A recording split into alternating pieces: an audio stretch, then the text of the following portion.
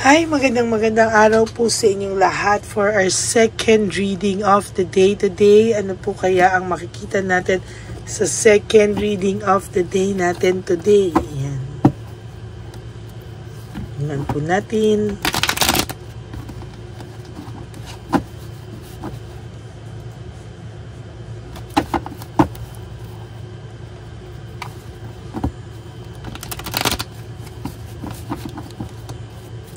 Balasahin muna po natin.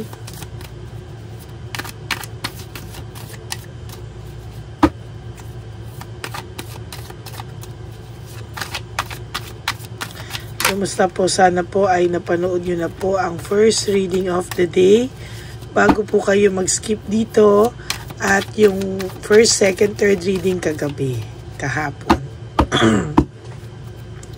For those of you who wants to have a private reading with me, you can message me po at Lady Lee Elena. Nasa dulo po yan ng ating video.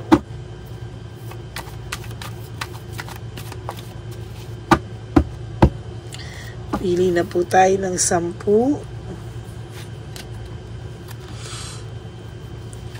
1, 2, 3, 4, 5, 6, 7, 8, 9, and 10.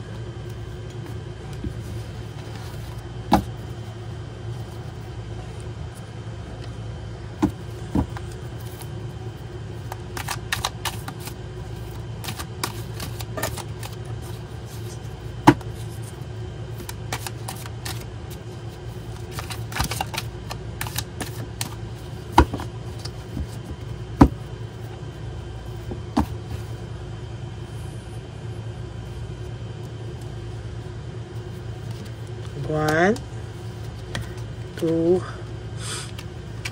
3,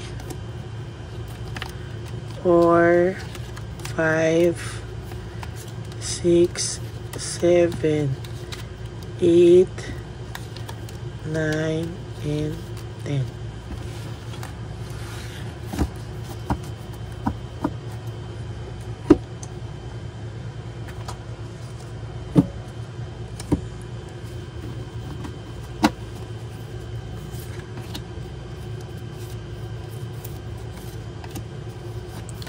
Huwag niyo pong skip to dahil dito po tayo kumukuha ng koneksyon natin sa isa't isa.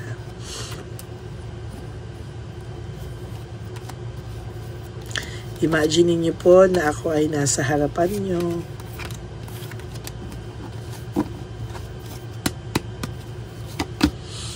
Lack of direction, conflict. Ang tao pong ito ngayon ay sa totoo lang siya po ay aburido. No? Aburido po ang taong ito sa ngayon at hinayang po talaga siya sa mga nangyayari sa buhay niya. Hindi niya po talaga ma-explain. Aburido po to at sa totoo lang po hindi po masaya ang taong ito. Aburido siya at laging mainit ang ulo. Hindi siya masaya. Kasi akala ng iba masaya no? Aburido at laging mainit ang ulo. Yan po, no? Hindi siya masaya. Aburido siya. As a matter of fact, lagi pong mainit ang ulo nito. At talaga pong sasabihin ko sa'yo, hindi niya rin po ma-explain bakit ganyan din po kainit ang ulo niya. Hindi po siya nagkakaroon ng peace of mind, mga kapatid. Wala po siyang peace of mind. As of ngayon po, wala pong peace of mind itong taong to. Panay po siya pag sa self-pity, walang peace of mind.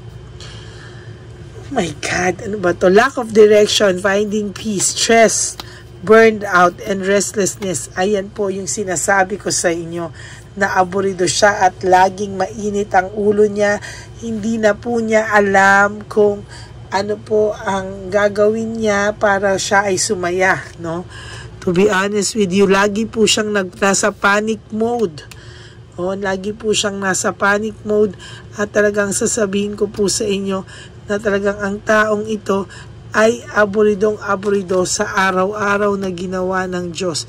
Wala na siyang, kinakausap niya na lang yung sarili niya, pero kahit sa sarili niya po, hindi na po siya marunong makinig. No? Gulong-gulo po ito talagang tao na ito. Nag-iisip, no? Nag-iisip siya, he wants to be happy, he wants to choose happiness, pero wala po siyang magawa kasi para na po niya pinagtakluban ng langit at lupa yung sarili niya. Simula po nang nawala ka, wala naman po nagmahal dito ng katulad ng pagmamahal na ginawa at binigay mo po para sa kanya. Wala pong nag-asikaso sa kanya, wala pong nagmahal sa kanya ng kasing tindi po ng pagmamahal mo. Nawalan po siya ng balanse sa bagay-bagay, no? Hindi na po niya alam kung paano po, no? Pero ayan, no, talagang nawalan po siya ng balanse.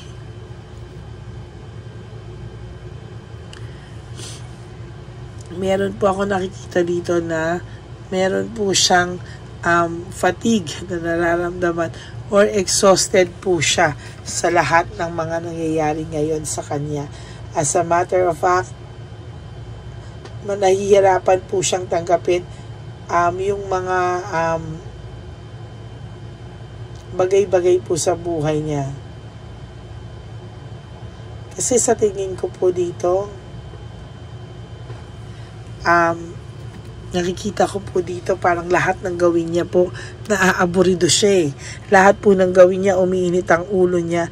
Parang lagi pong mainit ang ulo niya. Sana wag naman yung konting baka makasuntok to talaga. Talagang pagod na pagod po siya sa kanyang sarili ngayon. Hindi niya na po alam talaga kung ano po ang gagawin niya, no? Para po siyang naiipit sa talagang ipit na ipit po siya talaga sa sitwasyon niya ngayon. No motivation, ayan po ang nangyayari sa kanya. Kahit anong gawin niya, lack of passion, uninspired, wala po siyang inspirasyon. Sinira niya kasi ang lahat-lahat ngayon. Si Chabelitang Palaka, akala mo masaya siya, hindi. Puno po siya ng pagsisisi dyan. At puno din po siya ng paano ko ba i-explain? Puno po siya ng paghihirap ng kalooban, no? Sa iyo po kasi dati secured ang pakiramdam niya. Ngayon po nai-insecure siya kasi alam niya po na anytime pwede po siyang iwanan ni Chabelitang Palaka. Ibang-iba daw po kayo ni Chabelitang Palaka. Ibang-iba, no? Siya na po mismo ang nagsasabi na pag kinumpare niya po kayo, ibang-iba ka po. Ay, sorry po. Naku, sorry po, hindi ako nag-i-edit na mga ganito kasi yung energy po nawawala. Kaya, kahit na nahuhulog ang phone, tuloy pa rin po dahil madi-disconnect po ako sa energy ko. So, pagpasensyahan nyo lang po. Disconnected po siya sa mga bagay-bagay ngayon. As a matter of fact, disconnected po siya sa lahat ng nangyayari sa kanya ngayon. Fear and sadness, no?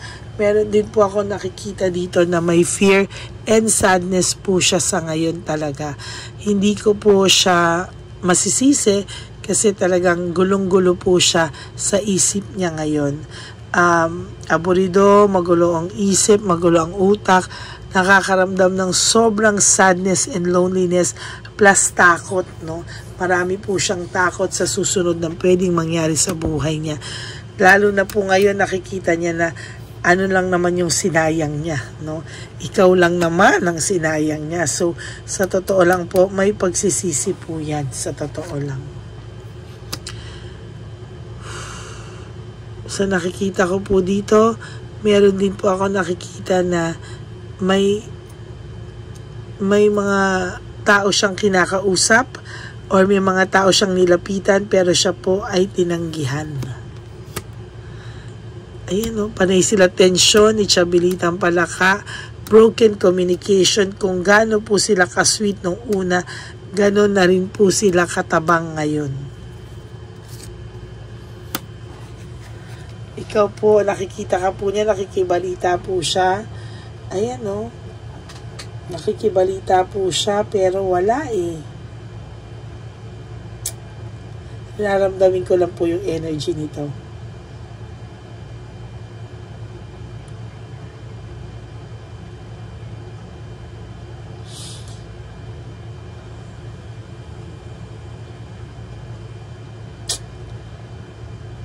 Grabe.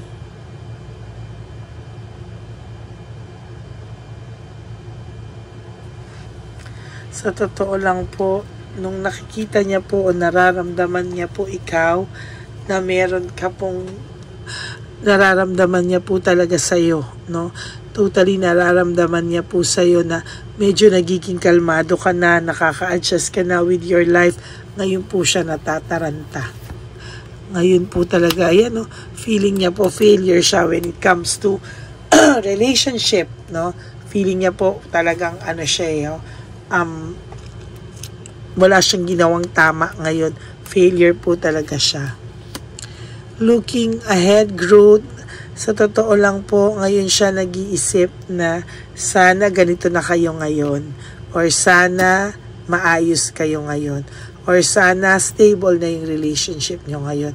Sana masaya na kayo ngayon. Ang dami-dami pong sana, no?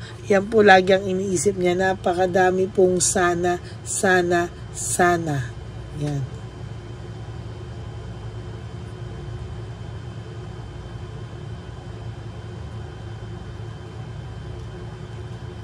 Yan.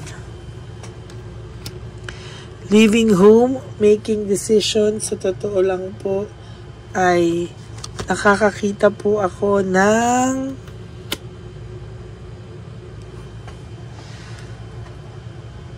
kalungkutan sa mata niya nung iniwang kanya.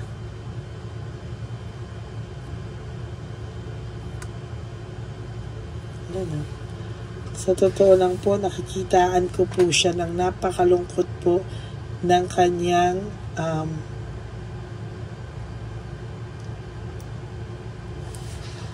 nalulungkot po siya eh. Ano?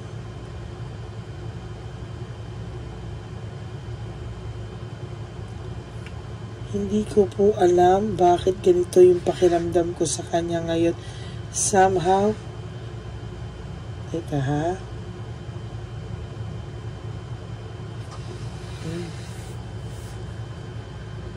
Somehow, nalulungkot po siya nung naghiwalay kayo. At talaga lang po, sa nakikita ko po dito, hindi niya po alam kung ano ang gagawin niya ngayon na nakikita niya o nababalitaan niya po talaga na malungkot po. Nalulungkot po siya dahil nararamdaman niya pong nakaka-adjust ka na po. Ayan o.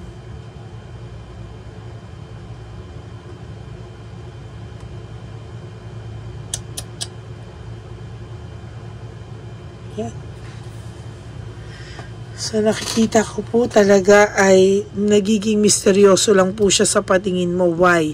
Kasi akala mo po masaya na siya, naka-move on na siya, masayang-masaya siya, lahat okay siya at ikaw yung malungkot, ikaw na nga yung niloko, ikaw pa yung malungkot. Pero hindi po, no? As a matter of fact, hindi po.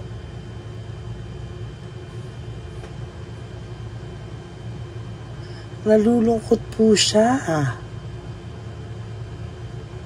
Ayan, no? Nalulungkot po siya. Sa totoo lang, lungkot na lungkot po ang pakiramdam ng person mo ngayon. So, simula po nung iniwanan ka niya o naghiwalay kayo, leaving home, nagdesisyon siyang iwanan ka, maybe ginosting ka or nyo. Ayan, no?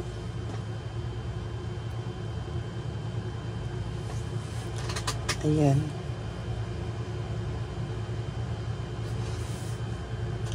Ayan po, oh.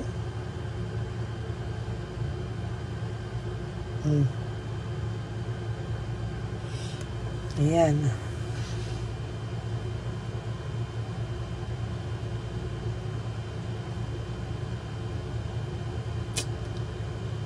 Yan talaga lang po, no? Pero wag ka pong mag-alala, no? Masasagot po, kapatid, ang lahat ng katanungan mo.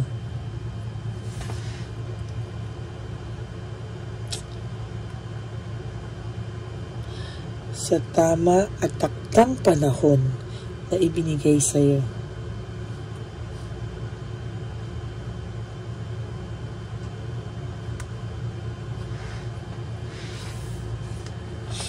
Hindi man po sa ngayon, pero wag ka pong mag-alala, no? Ayan.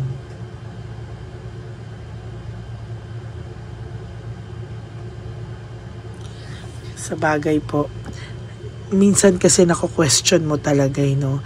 Pero alam niyo po, sa pag-iwan niya po sa inyo, nagmarka po iyan sa kanya.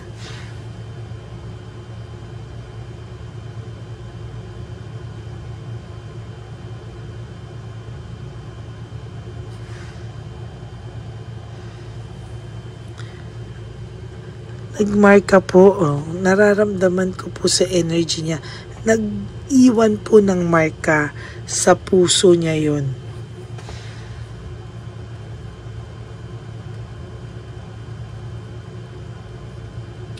Nararamdam ko lang yung energy niya ngayon.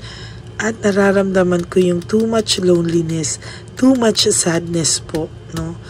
And nagmarka po talaga yon sa kanya ngayon. Nagmarka po ito sa kanya, Huwag po kayong mag-alala kasi sa totoo lang po, kung ano po yung nararamdaman nyo, nararamdaman din po niya. Kaya sa totoo lang po, huwag ka pong mag-alala kasi sa nakikita ko, there will come a time na lalapit po ito sa inyo. Lalapit po ito sa inyo at hihingi po ito ng tawad sa iyo. Pero sa tamang panahon po na tinakda sa iyo ng kahapon. May tinakda na po sa inyong oras at panahon kung kailan po kayo magkakausap nito. So that's it for your second reading of the day. Hindi siya masaya, aborido siya at laging mainit ang ulo niya. Somehow naapektuhan po ako sa reading na ito. Natatahimik po ako because pumapasok po sa akin yung energy niya and I feel the loneliness and sadness, no? Hindi ko po akalain na nararamdaman ko po talaga yung sadness niya habang binabasahan ko po siya. Parang umiinit po yung pakiramdam ko and pinaparamdam po sa akin ang energy ng taong to na may regrets at talagang galit na galit sa mundo to ngayon. Yun. Somehow I feel affected, no, na pumapasok yung energy niya. Nakuha ko po yung energy niya. Okay, so maraming salamat po sa inyong lahat. I will be back for a third reading. Medyo minsan may mga ganito po ako moment na pinapasukan ako ng energy ng tao na mga tao na pumapasok sa akin, no, nang hindi ko akalain talaga, no, nararamdaman ko yung lungkot and sadness nila. So that's it for your second reading of the day. Hindi siya masaya, I assure you. Aborido at laging mainit ang ulo nito at galit ito sa mundo. So maraming salamat po sa inyo sa pakikinig. Sabi ko nga po kanina, for those of you who would like to have a private reading with me, you can message me at Lady Lee Elena, that's L-A-D-Y-L-Y Elena. Nasa dulo po yan ng ating video. Diyan niyo po ako pwedeng makontak. Okay? Ano pa po ba ang ating gusto sabihin? To all my Lady Elena friends, family and subscribers, sa mga ever loyal and solid kong mga friends, family and relatives, and subscribers, maraming salamat po from the bottom of my heart. Okay? And lagi ko pong paalala that life is too short. Don't make it shorter by stressing yourself from all the pains and the heartaches na binigay sa inyo ng kahapon. Just surrender everything to the divine universe and just let go and let God write your life and love story. I will be back for another set of reading. Huwag po kayong mawawala. Tsaan lang po kayo at nandito lang po ako. I love you all. God bless you. Bye!